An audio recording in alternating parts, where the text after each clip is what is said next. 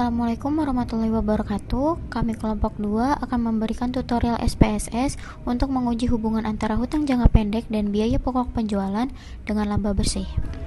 Di sini kita sudah membuat data di Excel, yaitu data laporan keuangan PT Indofood, dan sudah mengkategorikan rendah, sedang, dan tinggi sesuai dengan kelompoknya. Lalu kita lanjut buka SPSS-nya. Di sini ada data view dan variable view. Pertama kita isi variable view-nya dulu. Untuk name-nya yang pertama variable X, untuk type-nya numerik. Klik OK. Lalu untuk labelnya di sini kita isi hutang jangka pendek. Lalu untuk alignment-nya kita pilih right. Nah, untuk measure-nya kita pilih scale. Nah, di sini value kita isi. Value-nya yang pertama itu ada rendah sesuai kategori. Lalu klik ADD. Yang kedua ada sedang. Lalu klik ADD. Lalu yang ketiga itu tinggi. Klik ADD. Lalu klik OK. Selanjutnya untuk variabel yang kedua X2.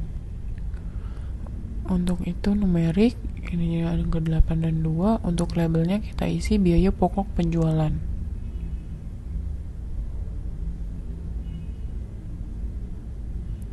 Lalu untuk value-nya sama.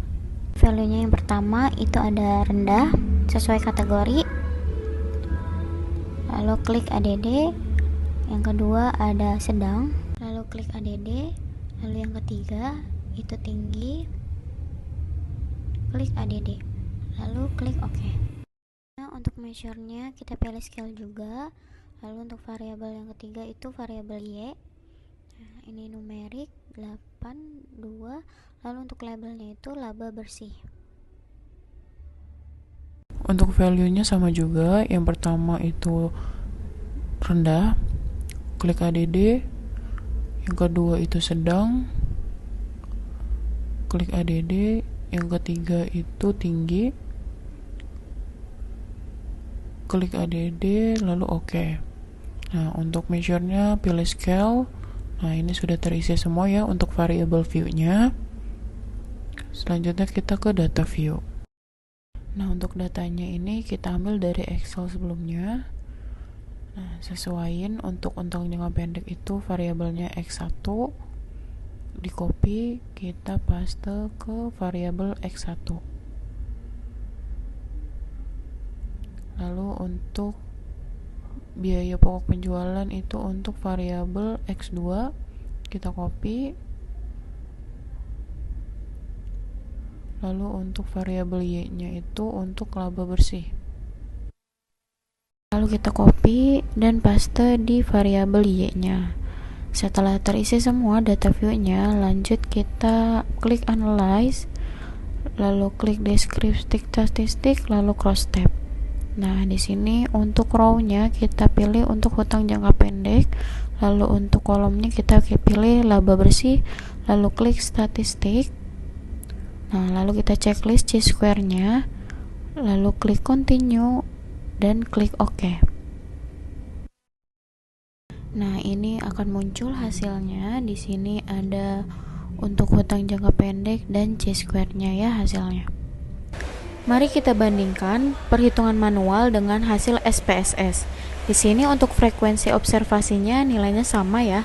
Untuk totalnya di 10, lalu untuk value chi-square-nya untuk hasil SPSS di 4,857 dan untuk perhitungan manualnya di 4,857. Nah, ini hasilnya sama. Dan untuk X kuadrat table-nya itu di 9,488. Jadi, lebih besar X kuadrat table dibandingkan X kuadrat hitung. Jadi, untuk kesimpulannya, tidak ada hubungan antara hutang jangka pendek dengan laba bersih pada PT Indofood. Oke, selanjutnya kita akan menganalisis untuk variabel X2-nya. Yang pertama klik analyze, lalu deskripsi statistik, lalu klik cross tab. Nah, untuk row-nya kita keluarkan hutang jangka pendeknya. Lalu kita masukkan untuk biaya pokok penjualannya, ditaruh di row. Lalu klik statistik. Nah, untuk C-square-nya sudah di checklist, lalu klik continue. Lalu klik OK. Nah, ini akan muncul hasilnya ya. Mari kita bandingkan dengan perhitungan manual dengan hasil SPSS. Untuk frekuensi observasinya nilainya sama ya, di 10 untuk total nilainya. Lalu untuk value C-square-nya di sini untuk hasil SPSS-nya yaitu di 2,00, yaitu sama dengan perhitungan manualnya, yaitu nilai C-square-nya yaitu 2. Dan untuk X kuadrat table-nya di sini nilainya 9,488, jadi lebih besar X kuadrat table daripada X kuadrat hitung. Dapat disimpulkan bahwa tidak ada hubungan yang signifikan antara biaya pokok penjualan dengan laba bersih pada PT Indofood.